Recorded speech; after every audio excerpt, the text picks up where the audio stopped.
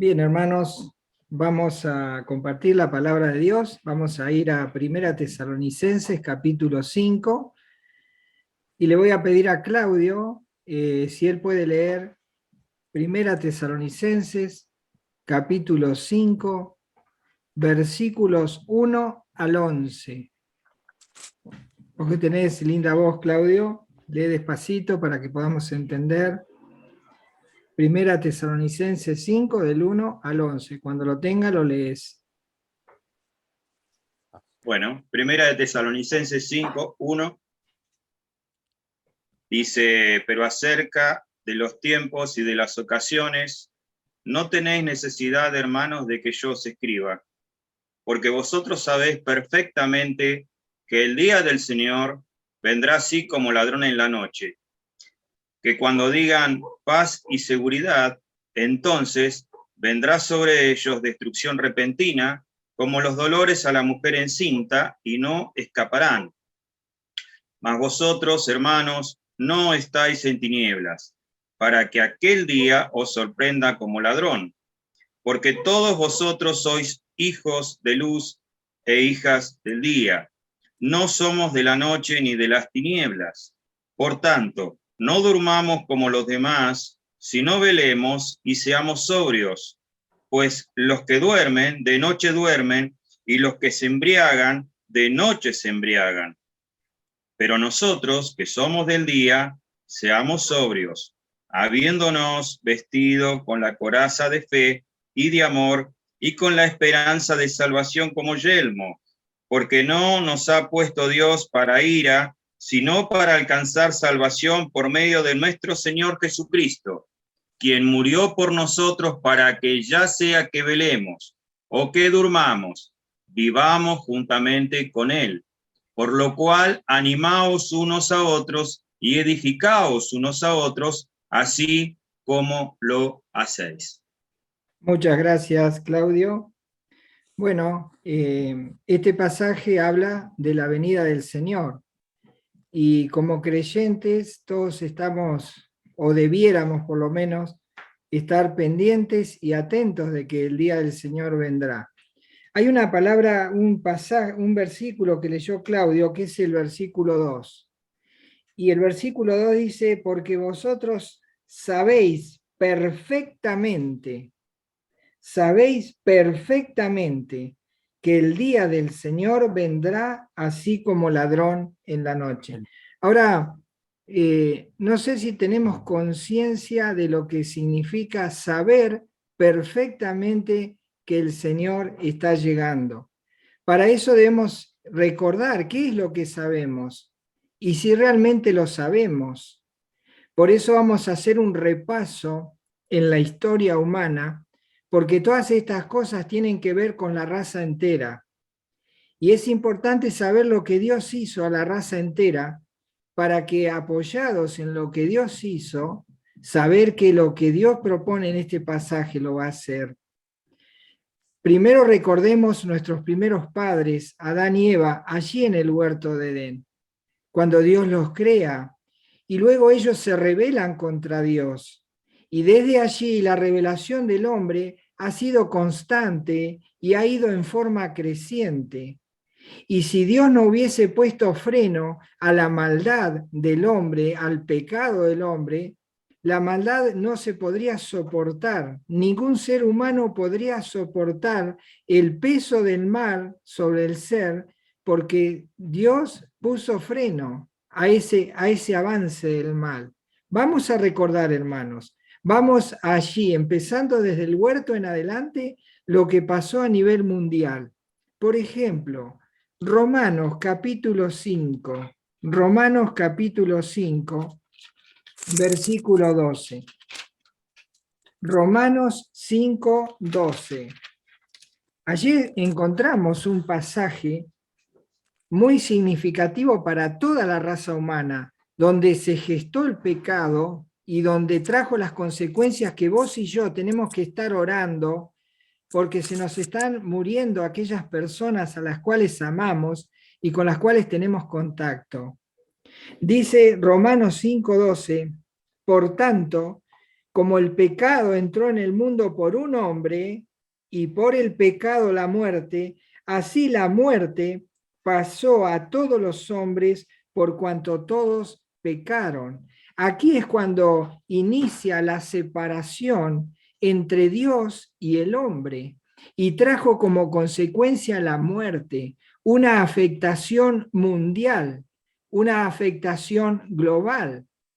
Y el hombre comenzó a caminar este mundo y comenzó a depravarse, comenzó a pecar, comenzó a fallar contra Dios, a ofenderlo, a ponerse enfrente de Dios y a querer enfrentarlo. Por eso Dios tiene que enviar un juicio sobre toda la raza humana por causa del pecado. Y si vamos a Génesis, en el capítulo 7, Génesis, capítulo 7 y versículo 22, encontramos allí una tremenda consecuencia de la maldad del hombre. Y Dios tuvo que poner freno porque vayamos pensando a la vez que vamos a ir meditando en lo que sabemos, si realmente Dios no hubiese puesto estos frenos, ¿dónde estaría el mal? ¿En qué lugar se ubicaría el pecado? Dice Génesis capítulo 7, versículo 22. Dice, todo lo que tenía aliento de espíritu de vida en sus narices, todo lo que había en la tierra murió. Dios tuvo que poner ese freno porque la maldad del hombre llegó a un punto que colmó el vaso, y si no hubiese Dios puesto ese freno, la maldad no se hubiese podido soportar por muchos años. Entonces Dios mata a toda la raza humana, aplica un juicio mundial y en el cual viene el diluvio universal y mueren y solo quedan 8 salvados. Y nuevamente comienza Dios a tratar con ellos y comienza recordemos, el primer juicio es la separación entre Dios y el hombre, pero al hombre no le bastó el juicio universal del diluvio y siguió pecando contra Dios, siguió levantando su puño y enfrentando a Dios. Y entonces ahora va a venir no solo la separación entre Dios y el hombre, sino la separación hombre con hombre, mujer con mujer. Y viene un juicio de separación mundial que afecta a toda la raza humana. Génesis capítulo 11, versículos 7 y 8 dice, Génesis 11, 7 y 8 dice, ahora pues, dice Dios, descendamos, dice, y confundamos allí su lengua, su idioma, para que ninguno entienda el habla de su compañero. Así los esparció Jehová desde allí sobre la faz de toda la tierra y dejaron de edificar la ciudad perversa de Babel, la torre de Babel. Y entonces Dios tiene que hacer otro juicio para que el hombre entienda que siempre Dios tiene el control y Dios pone freno adecuado en el lugar adecuado y en el tiempo adecuado. Y aquí se produce la separación hombre con hombre y aparecen las razas, aparecen las distintas etnias por causa del pecado. Y entonces Dios deja que la humanidad siga avanzando y llega a un punto que Dios tiene que volver a aplicar un juicio mundial, pero esta vez no la va a aplicar ya sobre el hombre y no la va a aplicar sobre la tierra que ya está maldecida, sino que la va a aplicar sobre su propio Hijo. Y entonces aplica un juicio mundial y lo aplica sobre las espaldas de su Hijo Jesús en la cruz del Calvario. Por eso vamos a Romanos capítulo 5, dice Romanos capítulo 5, versículo 21. Dice Romanos 5, 21. Para que así como el pecado reinó para muerte, dice, así también la gracia reine por la justicia para vida eterna mediante Jesucristo, Señor nuestro. Es decir, que allí aplica nuevamente un juicio mundial que cae sobre la espalda de su Hijo, porque ya no lo podía hacer más sobre la raza, porque la raza está desenfrenada y no puede dejar de pecar y de ofender a Dios. Y entonces Dios dice, bueno, aplicaré el juicio sobre mi hijo, y lo aplica en la cruz. Y entonces ahora en la cruz Dios restaura algo, reconcilia a Dios con el hombre y al hombre con el hombre, porque cuando la persona se rinde ante Cristo, se reconcilia con Dios y también se derriba la pared de separación que hay entre los hombres. Qué bueno que estuvo este juicio y que no siguió aplicando un juicio mundial de muerte, porque hubiéramos seguido igual o peor. Pero aquí hace un freno mayor. Y entonces ocurre este juicio. Apoyados en lo que sabemos, vendrán otros juicios. Y entonces allí vendrán 2 juicios más. Pero antes de que esos juicios vengan, viene lo que se conoce como el arrebatamiento. Es decir, Dios va a levantar del mundo, a nivel mundial, va a levantar a todos aquellos que han reconocido a Jesús como Señor y Salvador y los va a sacar de este mundo. ¿Por qué los va a sacar? Porque viene un juicio tremendo, 2 juicios más vienen sobre la tierra y un tercer juicio es en el cielo. Pero el primer juicio que viene después de que Dios levante a la iglesia se va a desarrollar en el Valle de Meguido, donde donde va a haber una gran batalla, donde Dios va a triunfar. Jesucristo mismo va a pelear y va a haber una matanza tremenda. Es decir, que cuando Cristo se lleva a la iglesia, que eso vamos a tratar en breve y con breves pasajes, vamos a ver que después de eso Jesucristo viene a emitir otros juicios. Vayamos a Apocalipsis capítulo 16. Inmediatamente que la iglesia es quitada de este mundo, que eso puede ser hoy, no puedo tal vez terminar este mensaje y ya Cristo se lleva a la iglesia. Si eso ocurriera antes de que termine el mensaje, vendrían 7 años y luego de esos 7 años vendría el juicio y la gran batalla de Armagedón. Y dice allí Apocalipsis capítulo 16, versículos 15 y 16. Dice el Señor Jesucristo, Apocalipsis 16, 15 y 16. Dice, he aquí, yo vengo como ladrón, como leíamos recién. He aquí, yo vengo como ladrón, bienaventurado el que vela y guarda sus ropas para que no ande desnudo y vean su vergüenza. Dice, y los reunió en el lugar que en hebreo se llama Armagedón. Y en esa gran batalla Jesucristo sacará su espada y habrá tanta sangre corriendo de las personas que se reniegan contra Dios, que rechazan a Dios y que lo enfrentan. Dice que esa sangre se podrá medir y llegará hasta los frenos de los caballos, inundará el valle allí en Armagedón, en Meguido, y la sangre hasta se podría nadar en esa sangre. Dice Apocalipsis capítulo 14, versículo 20. Dice Apocalipsis 14, 20, y fue pisado el lagar fuera de la ciudad, y del lagar salió sangre hasta los frenos de los caballos. Dice, por 1000 estadios. Imagínense un mar de sangre por causa del juicio que Jesucristo va a emitir. Inmediatamente se lleve a la iglesia al cielo y pasen 7 años. Luego de esos 7 años vendrán 1000 años más y habrá el último juicio mundial que Dios emitirá. Pero ese juicio será el más drástico de todos, porque allí no habrá pelea, no habrá resistencia, no habrá batalla, porque dice que va a caer fuego del cielo y los va a consumir a todos. Dice Apocalipsis capítulo 20, versículo 9. Apocalipsis 29 dice así, y subieron sobre la anchura de la tierra y rodearon el campamento de los santos y la ciudad amada.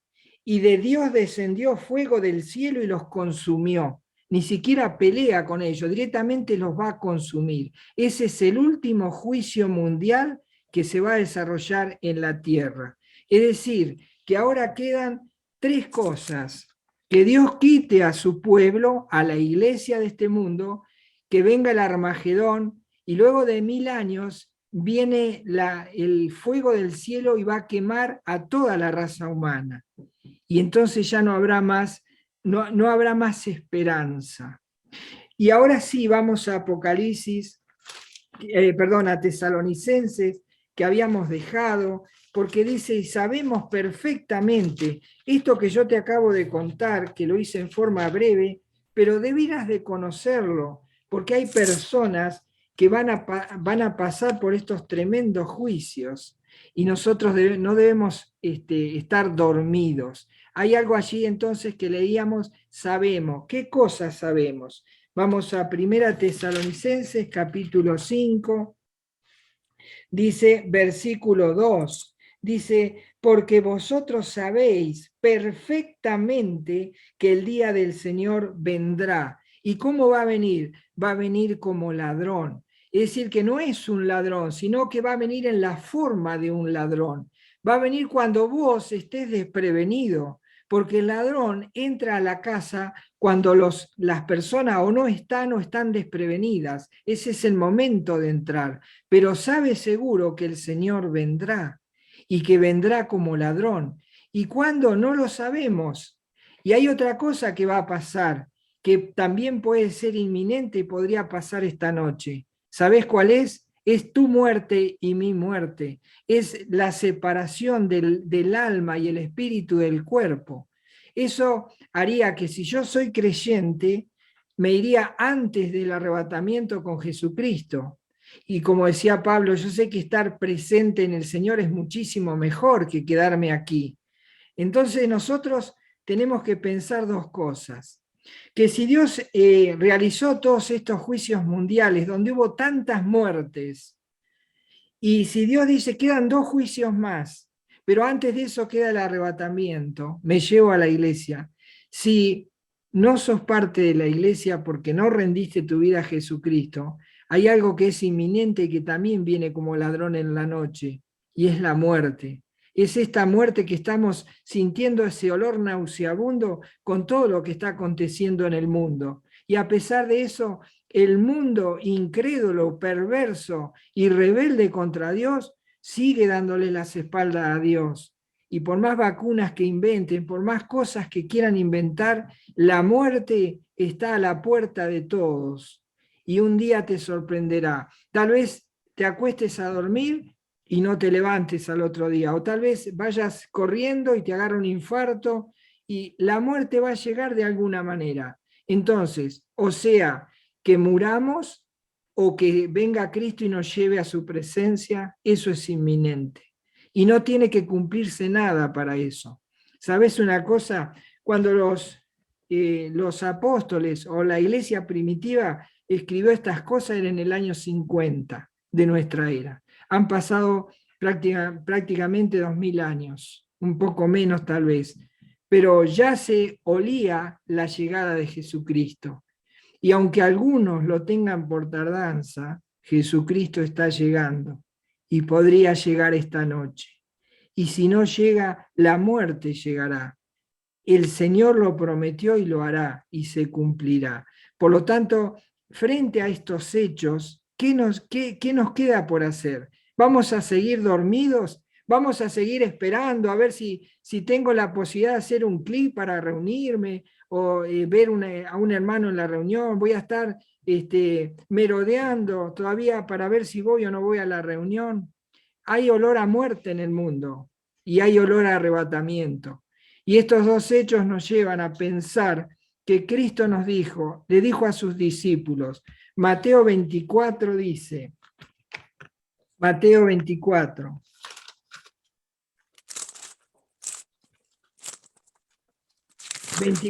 versículos 42 al 44. Dice así, Mateo 24, 42 al 44. Dice Mateo 24, 42. Velad, velad. Ojo con esta palabra.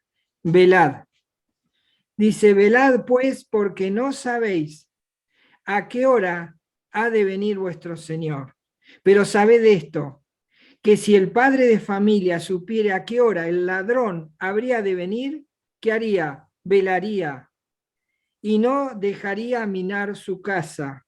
Por tanto, también vosotros, le decía a los discípulos, por tanto, también vosotros estad preparados, porque el Hijo del Hombre vendrá a la hora que no pensáis. Es decir, que esa venida del Señor, el arrebatamiento de la iglesia que puede ser ahora, en este momento, o la muerte que también puede ser ahora en este momento, nos llevaría a pensar que si somos hijos de Dios, iríamos a un lugar a rendir cuentas, porque Dios se llevaría a su iglesia y la pondría en un tribunal donde ella tiene que rendir cuenta de lo que ha hecho con todo lo que Dios le dio para que hiciera al haber recibido a Jesucristo, al haberle dado los dones espirituales, esas capacidades sobrenaturales, no eran para hacerlas dormir. Y esa pasión por las almas son para que estén despiertas en nosotros, porque al mundo le queda muy poco tiempo. Por lo tanto, dice Apocalipsis, capítulo 22, Apocalipsis 22, 12, leemos allí palabras del Señor. Dice, he aquí, yo vengo pronto. Dice, y mi galardón conmigo, para recompensar a cada uno según sea su obra. ¿Cuál es tu obra? Bueno, el Señor viene a recompensar primeramente a aquellos que han puesto sus vidas para la obra de Cristo, aquellos que no se han dormido y no se han comprometido con el mundo, y aquellos que no están perdiendo el tiempo en cosas físicas, en cosas del mundo, sino que aprovechan todo tiempo para lo espiritual. Porque nosotros, cuando pase esto, que el Señor se lleve a su iglesia, si somos creyentes, o si morimos, tendremos que ir a un tribunal. Y estaremos allí. Y ya no estará el hermanito que me ayudaba, me aconsejaba, me animaba. Voy a estar solo frente al Señor. Y entonces allí el Señor me va a mirar con esas miradas que tiene como ojos de fuego. Y entonces Él podrá sacar su espada aguda para discernir, para penetrar hasta lo más profundo y para evaluar mi obra. Dice 2 Corintios, capítulo 5, 2 Corintios capítulo 5, versículo 10. Dice así, hay una necesidad para la iglesia, hay una necesidad para los creyentes. Dice 2 Corintios 5:10, porque es necesario, dice, que todos nosotros comparezcamos ante el tribunal de Cristo para que cada uno reciba según lo que haya hecho mientras estaba en el cuerpo, sea bueno o sea malo. Dice, cada uno ha de estar allí. El Señor viene como ladrón en la noche y nadie sabe cuándo. Ni siquiera el más espiritual que podría existir en este mundo lo sabe. Nadie lo sabe, pero el Señor viene. Y viene como ladrón en la noche. Y dice, leíamos allí, que puede ser que sea como la mujer encinta, que ella tal vez esté haciendo la comida o tal vez esté haciendo los quehaceres y de golpe el niño está por nacer y vienen como de golpe los dolores de parto. Y entonces ella no está pensando si dejó la cama sin tender, si dejó algo en la cocina hirviendo. Ella piensa en que ha roto bolsa y tiene que correr al hospital. Y entonces allí es como que uno llega el momento y dice, uy, estoy desnudo y verán mi vergüenza. Qué triste será ver a los creyentes allí desnudos ante la presencia del Señor, que está esperando recibir ese galardón de todo aquello que nosotros hayamos hecho para el Señor. Pero muchos estarán desnudos allí, estarán en vergüenza. Y allí dice Apocalipsis 16, 15. Dice Apocalipsis 16, 15. He aquí yo vengo como ladrón. Bienaventurado el que vela, como decía Jesucristo a su discípulo, velad y orad. Dice, bienaventurado el que vela y guarda sus ropas, que no se las quiten, qué vergüenza. Dice, guarda sus ropas para que no ande desnudo y vean su vergüenza. Porque sabemos que allí en 1 Corintios 3:15, sabemos que muchos serán arrebatados, serán quitados de este mundo, ya sea porque el Señor se los lleva o porque han muerto, y salen como aquellos que escapan de un incendio, sin poder llevar nada, ni siquiera la ropa, y salen desnudos, y corren por las calles y ven su vergüenza. Qué triste es ver, es como si viéramos un barco mercante que está llegando a puerto, y allí el dueño está pensando y contabilizando todo lo que ha ganado, y faltando muy poco para arribar a puerto se produce un incendio, y entonces ese hombre deja la calculadora, deja todo allí y se tira al agua, y llega con nada mientras ve su barco quemarse. Qué triste será ver a muchos creyentes en estas tristes y terribles condiciones, que no tengan nada para darle al Señor. Qué triste será, hermanos. Por eso tengamos presente que el Señor ya está llegando. Y dice el versículo 4, 1 Tesalonicenses, en el capítulo 5 que leíamos recién, dice el versículo 4, mas vosotros, está hablándome a mí y a ti, dice, mas vosotros, hermanos, no estáis en tiniebla para que aquel día os sorprenda como ladrón. El Señor nos dijo, no nos tomará por sorpresa, no debiera de tomarnos. Y entonces los demás, ¿qué pasará con los demás? Dice 1 Tesalonicenses, capítulo 5, versículos 5 al 7. Porque todos vosotros sois hijos de luz e hijos del día, no somos de la noche ni de las tinieblas. Por tanto, no durmamos como los demás duermen, apáticos espiritual. Dice, no durmamos como los demás, sino velemos y seamos sobrios, pues los que duermen de noche duermen y los que se embriagan de noche se embriagan. Está hablando de los apáticos espirituales, están hablando de aquellos que viven en esas pasiones desordenadas, como si el Señor no viniera. Pero qué fuerte es esa palabra que dice, pero sabemos perfectamente. Por lo tanto, versículo 8, pero nosotros que somos del día, seamos sobrios, habiéndonos vestido con la coraza de fe y de amor, y con la esperanza de la salvación como yelmo, porque Dios no viene a castigarte, no te va a castigar si eres un hijo de Dios, si has recibido a Cristo en tu corazón, pero qué triste y lamentable será tu condición cuando la muerte te sorprenda o cuando el Señor te lleve a su presencia. Dice el versículo 10, quien murió por nosotros, para que ya sea que velemos o que durmamos, vivamos juntamente con Él. ¿Te imaginas ir a la presencia del Señor, sabiendo que Él lo dio todo, entregó su vida? Verás las marcas de sus manos, el costado traspasado, verás las heridas que le causaron haber venido a soportar ese juicio del cual hablábamos. Era por ti. ¿Y tú qué harás allí? Qué vergüenza será estar frente a ese cuadro, mirando al Señor lo que hizo por mí. ¿Y yo qué he hecho por Él? ¿Qué estoy haciendo? Qué triste será vivir una vida desordenada para un creyente.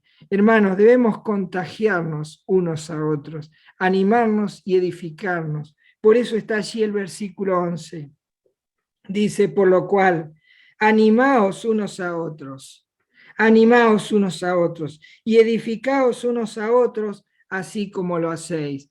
Que el Señor nos ayude para que podamos permanecer firmes. La iglesia se está durmiendo, la iglesia se está alejando, la iglesia se está apartando. Cristo mandó una pandemia para demostrar la debilidad que tenemos, para mostrar la vergüenza de la desnudez que tenemos, que ni siquiera nos conectamos de todos los que somos. Ya antes era, no tengo posibilidad de ir, estoy a pie, no puedo tomar el colectivo, llueve, hace frío, hace calor. Entonces Dios dice, bueno, los encierro en las casas, les abro las computadoras. No, pero tengo sueño, no puedo ir al living a apretar el clic para poder entrar a la reunión. Dice allí en Hebreos capítulo 10, Hebreos capítulo 10, versículos 24 y 25. Hebreos 10, 24 dice, y considerémonos unos a otros para estimularnos al amor y a las buenas obras. Y que me da vergüenza que esté este versículo ahí, o me da tristeza o me da pudor, dice el versículo 25. No dejando de congregarse como algunos tienen por costumbre, dice, sino exhortándonos y tanto más cuando veáis que aquel día se acerca. Se acerca la venida del Señor. Todos sabemos que ya está llegando. Todos decimos, el mundo está re mal, la violencia está mal, la economía está mal, el COVID está cada vez peor. Pero sin embargo, nosotros estamos tan fríos que no nos damos cuenta de que el Señor está llegando. Y debemos levantarnos, debemos desechar las obras de las tinieblas y vestir las armas de la luz, de la cual nos habla Pablo aquí en este pasaje. Debemos estar atentos y velar, dejemos de dar vueltas, porque el Señor ya viene. ¿Y qué vas a hacer cuando el Señor venga? ¿O qué harás si te sorprende esta misma noche la muerte? ¿Cómo te presentarás al Señor? Que el Señor nos ayude, que el Señor obre en nosotros para que este pasaje o esto que hemos visto nos ayude a entender y a tomar con más seriedad la obra del Señor. Que el Señor nos ayude, que el Señor nos fortalezca como iglesia. Velemos y oremos, porque la venida del Señor está cerca. Maranata, Cristo viene. Y si no viene, puede ser que antes que venga te sorprenda la muerte. Que el Señor sea el centro de tu vida, que el Señor sea el centro de tu hogar y que todo se mueva en torno a Cristo. El Señor bendiga su palabra, hermanos. Oh, qué amor incomparable, Jesucristo nos mostró cuando su preciosa sangre por nosotros derramó. De su amor, ¿quién no recuerda? ¿Quién no le adorará? Exaltado sea por siempre nuestro príncipe de paz.